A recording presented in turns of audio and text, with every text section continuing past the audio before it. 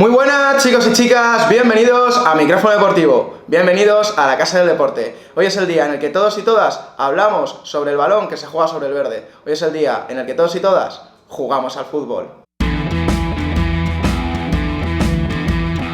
Y hoy, para analizar la jornada número 10 de la Liga Santander, tengo a mi lado a Jorge Moreno. Muy buenas, David. Una vez más estamos aquí los dos juntos, solos. Y bueno, vamos a hablar un poco de lo que haya parado esta jornada número 10, este 10º partido del campeonato. Y principalmente nos vamos a centrar en dos encuentros.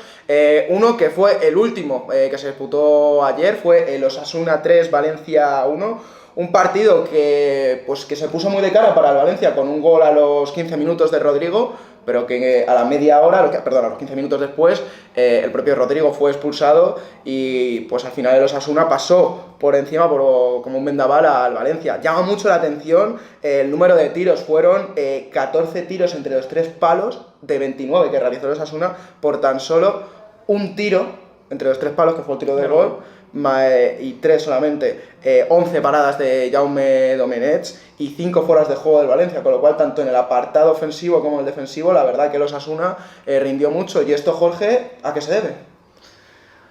Pues se debe a que Osasuna, bueno, ya desde el principio empezó presionando muy arriba, cuando había 11 contra 11.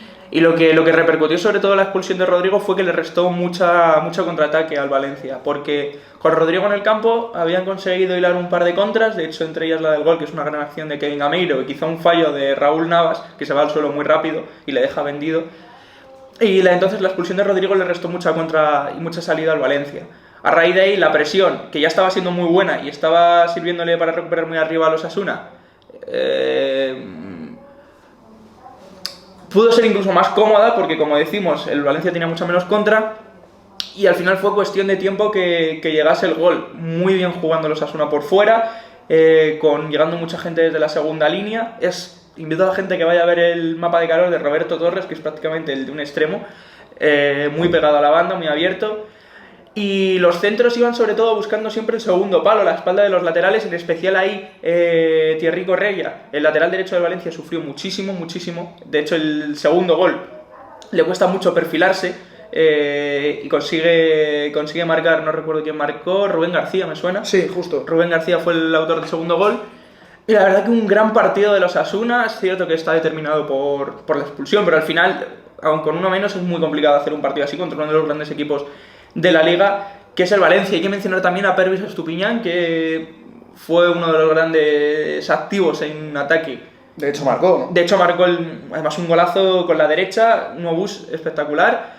Y digno de elogio este Osasuna, que además está muy bien, creo que ya tiene 14 puntos. Sí, de hecho está octavo con 14 puntos, está a 4 de Europa, pero bueno, ya sabemos que provisionalmente esta jornada el Real Madrid es el equipo que marca Europa, tiene un partido menos por la suspensión del Clásico y está ya de momento a 5 de descenso. El Valencia, pues fíjate la apretada que está en la Liga, queda 4 posiciones por debajo, 12º, pero tan solo con un punto menos, con 13, con lo cual pues a 5 de Europa y a 4 del descenso, más o menos. Así que vamos a ver cómo Joseba Arrasate pues prepara el próximo encuentro.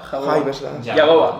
Y bueno, pues después de este partido hay que recordar que tenemos jornada intersemanal, tenemos una semana llena de mucho fútbol, de mucha Liga Santander, y bueno, pues el Valencia recibe al Sevilla en Mestalla, mientras que los Osasuna tiene que visitar al Mallorca, y precisamente del Mallorca es el próximo encuentro del que vamos a hablar, del partido que ha jugado el Mallorca esta jornada, y no quizás porque haya habido un juego muy extraordinario, haya habido muchas ocasiones o muchos aspectos a reseñar, sino porque el Mallorca se medía al Club Deportivo Leganés en Butarque y por fin el Leganés, después de 10 jornadas, consigue su primera victoria, con lo cual ya todos los equipos de la Liga Santander han ganado mínimo un partido. La verdad, el partido se ganó con un gol de Martin Braithwaite a la media hora.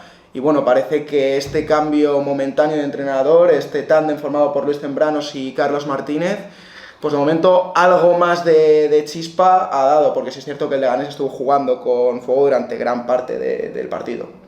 Te quería preguntar porque cambió de sistema, optó por volver a los dos centrales, a la línea de 4, ¿no? Justo, optó por volver a la línea de 4, a la hora de atacar sí es cierto que a la hora de defender optaba por un 4-3-3, a la hora de atacar tuvo fases también de de un 3-5-2 con los dos carrileros, tanto con Rosales como Jonathan Silva subiendo, y sobre todo me gustaría mucho destacar el partido de Cristian Rivera, porque hizo de mediocentro defensivo a la hora de cuando el equipo atacaba, se quedaba como tercer central, y era la primera vez que jugaba de titular, había jugado muy poquito con Pellegrino.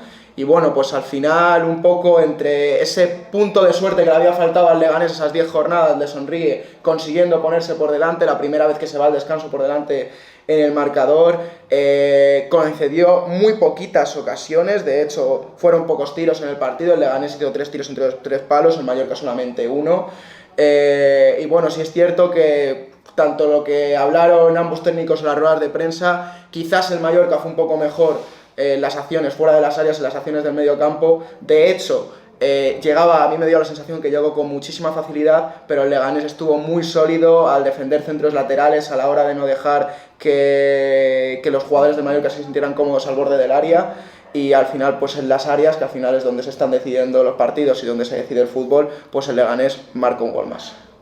Yo creo que puede ser clave este partido sobre todo para las sensaciones del Leganés, porque como has comentado, lo que venía fallando el Leganés eran las dos áreas, y al final reencontrarte con la victoria te da un poquito más de pozo, un poquito más de calma, que al final influye muchísimo a la hora de la seguridad en las dos áreas, a la hora de ir un poquito más holgado, un poquito menos tenso.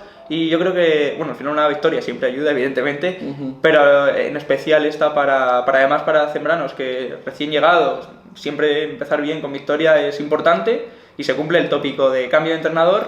Victoria. De hecho, según informaba el periodista de la cadena SER, Óscar Ejido, ayer en el entrenamiento el dueño del club, Felipe Moreno, se desplazó a la ciudad deportiva para hablar con los jugadores, para comentar impresiones, porque sí es cierto que incluso el club y los jugadores llegaban al partido después de que 3 entrenadores hubieran rechazado el cargo. Estamos hablando de que Francisco, ni Abelardo, ni incluso Poyet habían querido asumir el rol que había dejado Pellegrino. Entonces incluso mínimo Luis Zambrano se va a sentar hasta el día de Eibar.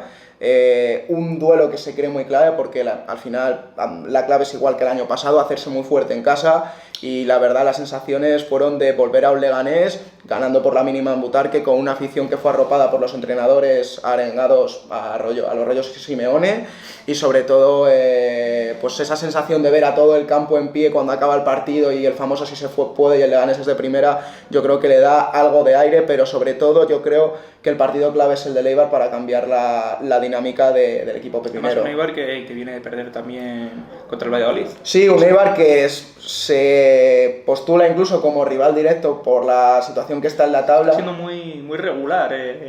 Junta partidos muy buenos. De hecho, el partido contra el Sevilla es un ejemplo. Perdiendo 2-0 en la primera parte, 0-2 a remontar en la segunda, yo creo que es muy significativo de lo que está siendo la temporada de Eibar en una montaña rusa. Veremos a ver cómo afronta el equipo pepinero el encuentro contra el miércoles del Madrid, que se hace la verdad puro trámite, el que importa es el de Eibar. Y bueno, sigue último, pero bueno, está ya con 5 puntos, empatado con el Español, y está a 4 de la salvación, una salvación que, como sabemos, marca el Celta de Vigo. Por otro lado, el Mallorca pues está 15º con 10 puntos, ya 6 del descenso.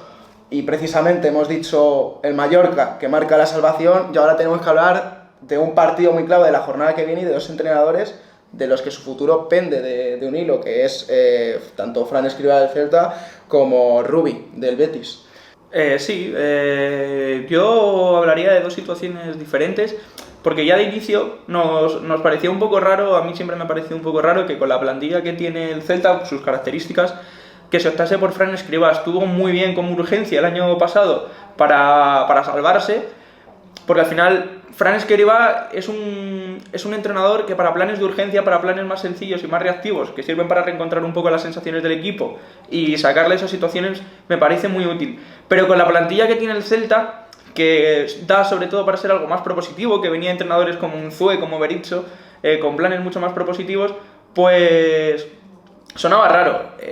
Luego, en cambio, Rubí, creo que todo lo contrario, me parecía, y lo hemos hablado aquí, coherente, que con la apuesta que venía teniendo con Quique Setién el Betis, se optase por Rubí. Pero de momento no le están saliendo las cosas mal. Hablamos en la previa de ese partido en el que llegaban los dos equipos en situaciones que no se esperaban, tanto el Granada como el Betis. El Granada por lo bien que iba y por lo bien que sigue, y una vez más reseñarlo. Que va líder el Granada. Líder, y una vez más con bajas, las que comentamos. Domingos Duarte finalmente jugó y me hizo probablemente, yo creo que el mejor partido que ha hecho un central esta jornada.